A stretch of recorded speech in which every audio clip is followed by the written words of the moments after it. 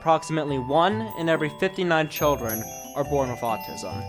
Albert Einstein. Dr. Einstein had no speech until age 3. Steve Jobs, he was a loner. He brought snakes to school. Leonardo da Vinci. This man was far advanced on the autism spectrum. I'm not naughty. I'm autistic. And I just get too much information. Today's episode is a continuation of the sensory processing training.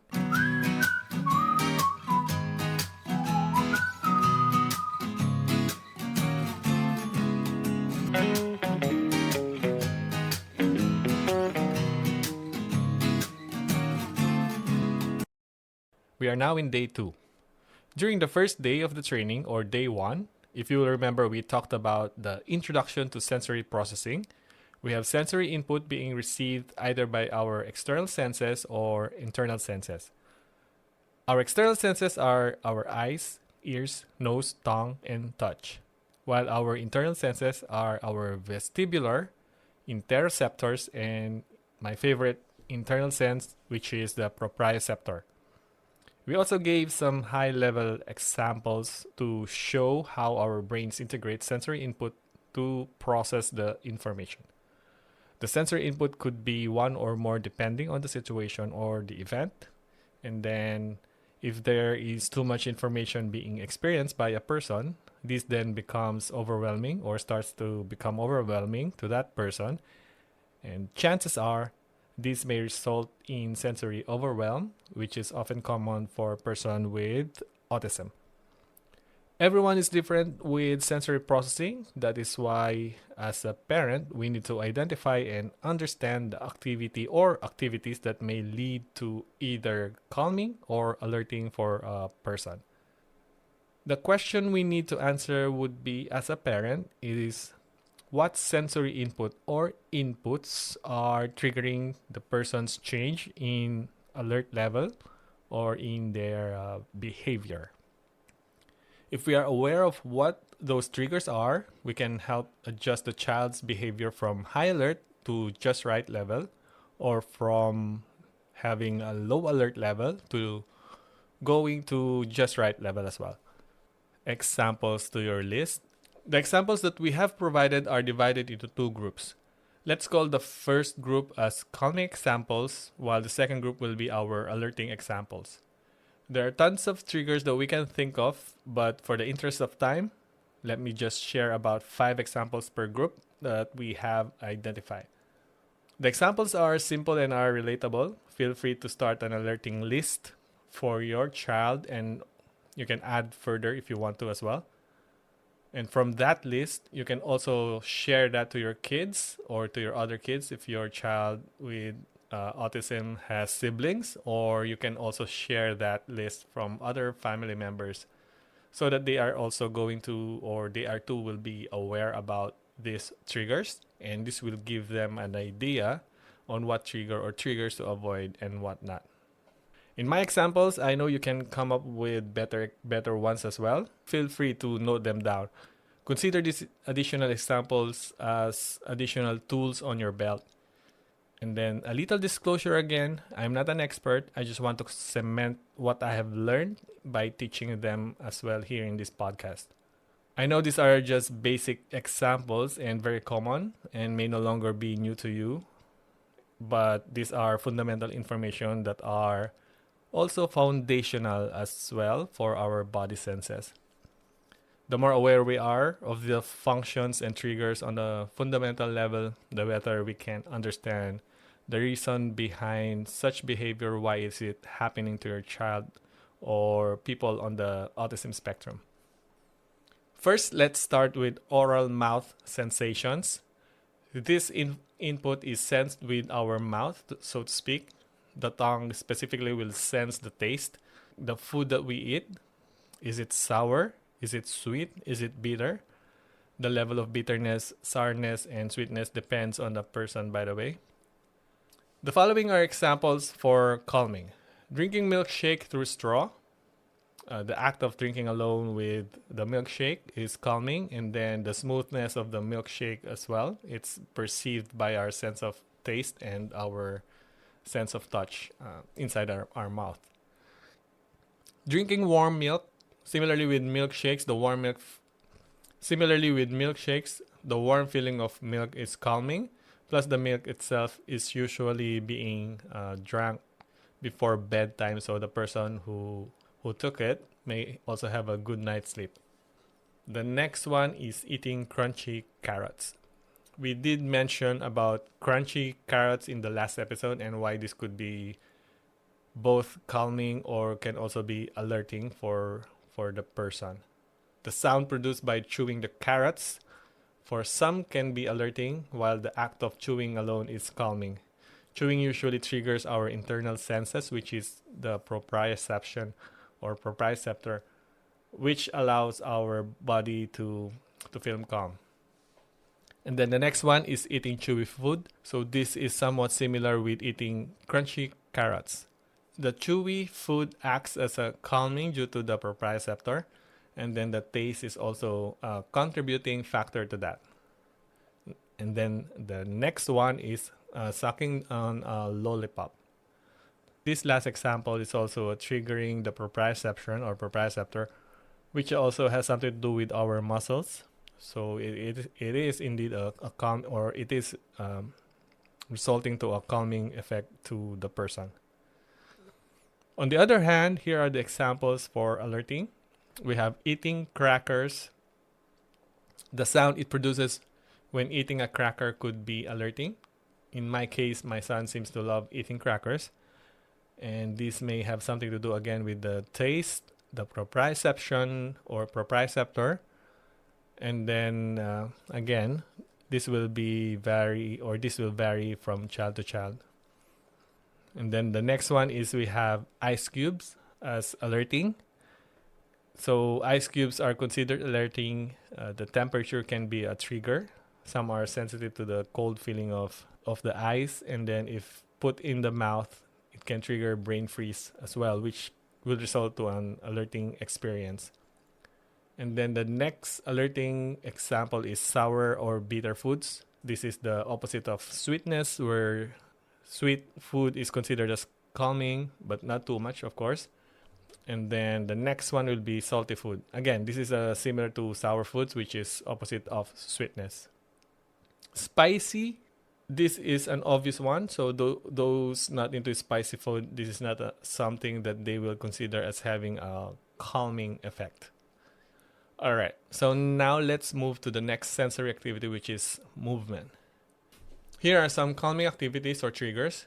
The first one is swinging. By the looks of it, the act of swinging alone looks to be an alerting, but the result of swinging to a person gives a sense of calming. It looks to me that swinging is somewhat like steaming to me because it's a repetitive activity. It's a backwards and forward swing, and then it has a given pattern, right? This is just my observation, but I could be 50% wrong here. All right, the next one is rocking. Similarly, this rocking activity produces calming effect because it's a pattern activity or pattern type movement. And then the next one is we have bouncing. This is also considered as calming activity. This is a repetitive activity or repetitive movement with pattern. So up, down, up, down. The next one, the fourth one, is rhythmic movements. And then the last one is heavy muscle work. This is something to do with proprioceptors, our proprioceptors. The activities I mentioned involve muscle movements, and they stimulate our brains through proprioceptors. The end result is usually a calming effect, especially for people on the autism spectrum. Moving on to the alerting activities, here are some examples. Irregular jerky movements. This is opposite to having rhythmic activities. The next one is unexpected touch. A lot of people, I suppose, would react to unexpected touch on the skin. This act may end up causing anxiety to people on the autism spectrum. On the other hand, pressure touch as well may result in a calming effect as long as it's expected Next one is spinning, though my son loves spinning. So this is calming for him. It actually depends on the person. So there's no right or wrong answer here. It's just something that we can test or we can start observing. And then next one would be rapid changes of direction. This is alerting because there's no rhythmic to the activity and the person doesn't know the next activity or the next input. And in this instance, this may be an overwhelming effect to the person. The last one for the alerting activities of movements, chasing games. So chasing games is also another sample as having no way of knowing what the next move will be. So this will end up to be an anxiety to the person. Okay, so the next sensory movement is touch. Here are some calming examples. Deep pressure. I mentioned before that an unexpected touch is alarming, and one way to counter this is by deep pressure. It could be by pressure touch or a warm hug. Okay, next one is cuddles. Cuddles are somewhat similar to hugs, so same outcome, it will be producing calming effect or effects. And then massage is the third one. Massaging is also putting pressure on the person's skin, like deep pressure. To me, it seems like it's a rhythmic activity as well. So you know where the next move will be. Okay, next one is squeezy toys. As per my observation, squeezy toys have something to do with muscles and the proprioceptions as well. Right, the next one is having tight clothes. Having tight clothes, again, is putting pressure onto our body or this may result to calming effects. And then on the other hand, here are some examples of alerting for sense of touch. The temperature, which is a cold or hot temperature. People may end up being more anxious or being more alert during winter time. And then the next one is wind on skin. Wind on skin is like an unexpected touch. So when a wind suddenly blows to your skin, you may end up being alert as to why the sudden change in the weather or something like that. And then next one is rough texture, which is very common as well. So if the texture, especially on the clothes that we wear, or it's not that soft, it will definitely produce an alarming or alerting effect on the person. And then labels on clothes. So this is a no-no. One parent on the session did share some insights about the labels on shirts. In their experience, these labels have to go every time they buy new clothes for their child because it's kind of like having a t-shirt label made out of cactus stitched right at the back. So that's how it felt. The last one is hair and nail cutting. Hair and nail cutting is also alerting. The cut pieces of hair can go to your skin and then can irritate the person's skin. And then the next sensory, which is visual.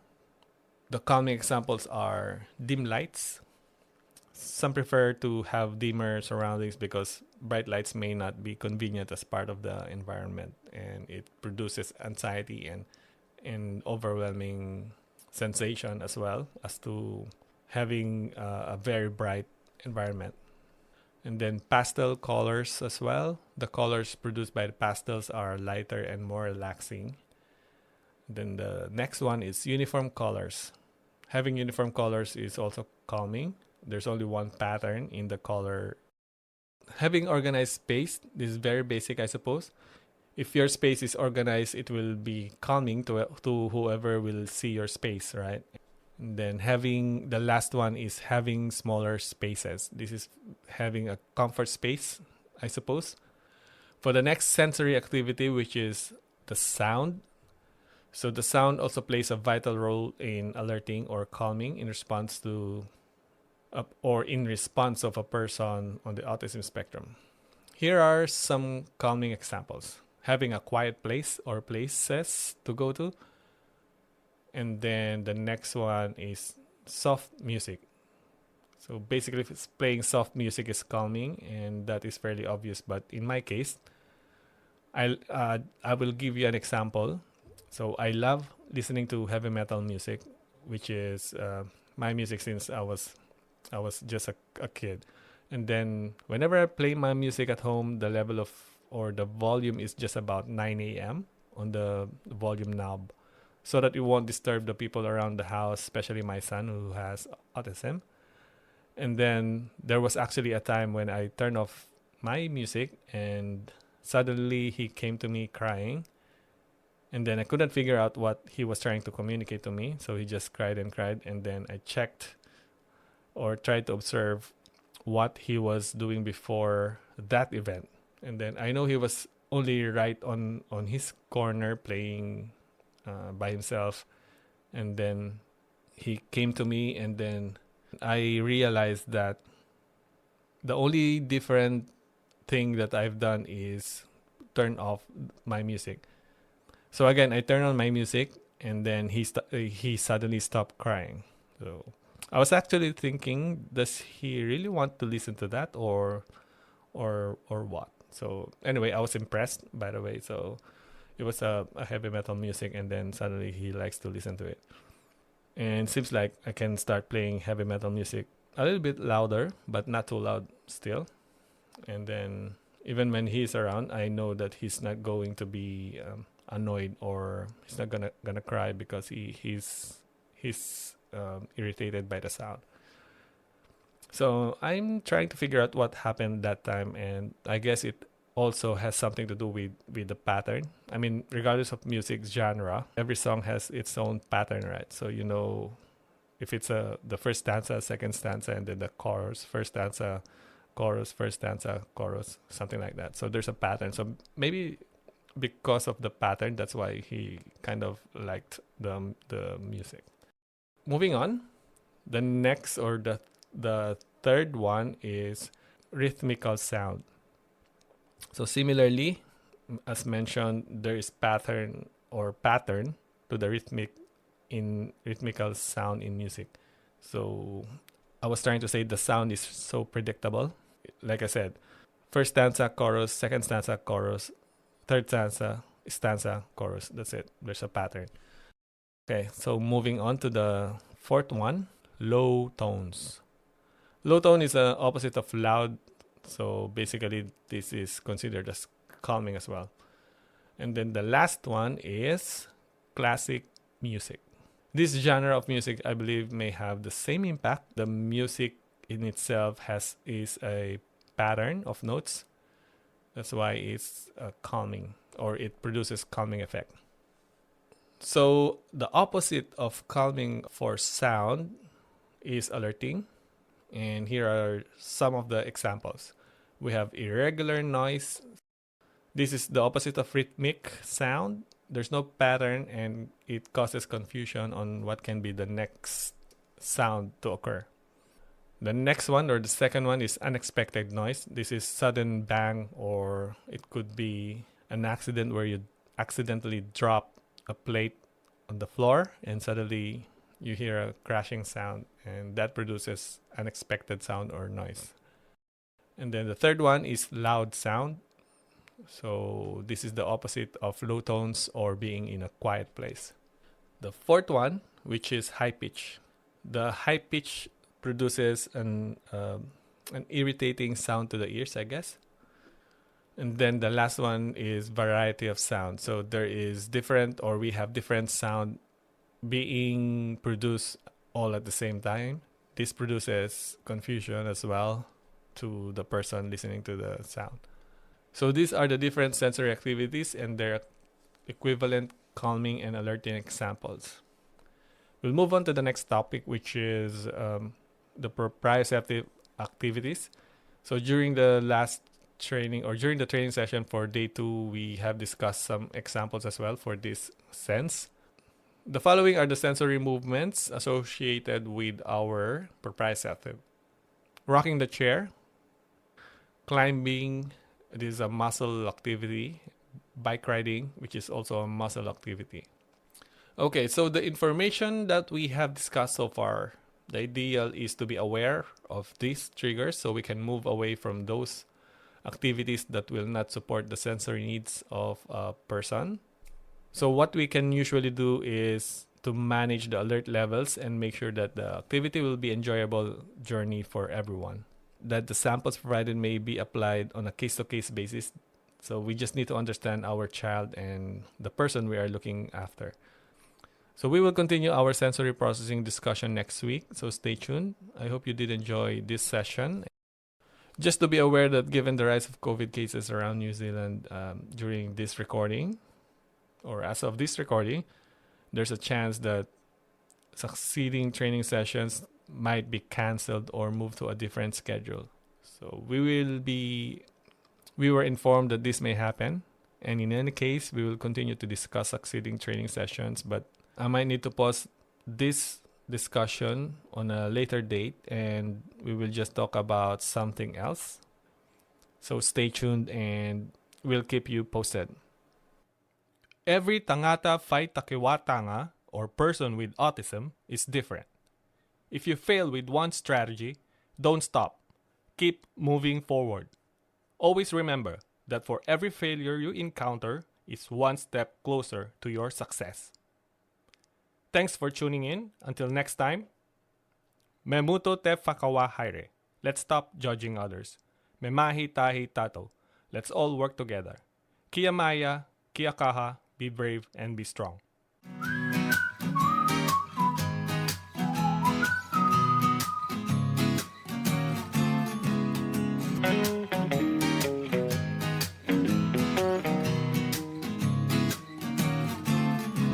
Please don't forget to like and share so others can also find us.